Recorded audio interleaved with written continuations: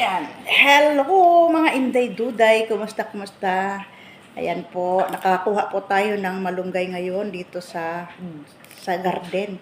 Yung ganun kaliit na malunggay noon, ngayon napakarami na.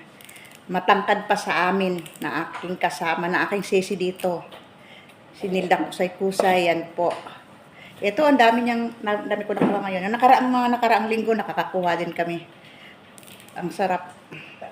Basta't may malunggay dito sa Bahrain na ganito, sigurado sa loob ng bakuran na yan, ng bahay na yan, may Pilipina. Ayan. Matangkad na siya, payat. Pero binibigyan kami ng magandang dahon. Ganda. Kahit payat, maganda naman dahon. Oo. Pero pag pinotol yun, be, ano yun, be? Tataba. Tapos magsasanga-sanga na marami. Pero natuwa talaga ako doon. Kahit na mabuti na lang yung binunot yun dati, may naiwan pa. Ayan po, oh, may malunggay kami. Hindi natin naabisuhan, pero kung hindi natin naabisuhan, pangalawa, bunot yan. Oo. Binakuran ko talaga yun, be. Kahit maliliit, ganun palang kaliit na malunggay, oh. Tinusok-tusukan ko ng kahoy sa gilid. Sayang na wag niyong galawin, garden man.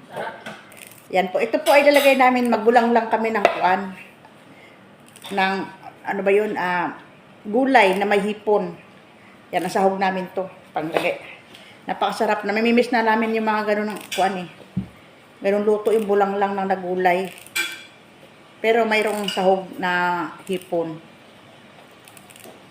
Yan, kasi nagkakaroon kami ng pakpak dito eh. Puro manok. Para salamat sa Ginoo kahit mayroong manok. Ayan po, ayan po.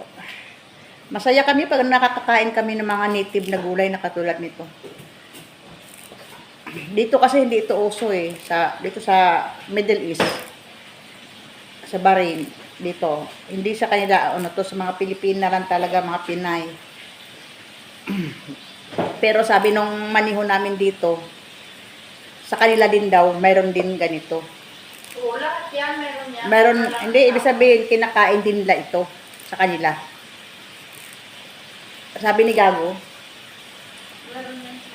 ayan po, kaya masaya kami kasi nakakatikim na naman kami ng gulay. Alam mo ilang piraso na lang yung tira ko doon. Nakita mo yung dati, halos kalbo na, yung dulo na lang iniwan ko.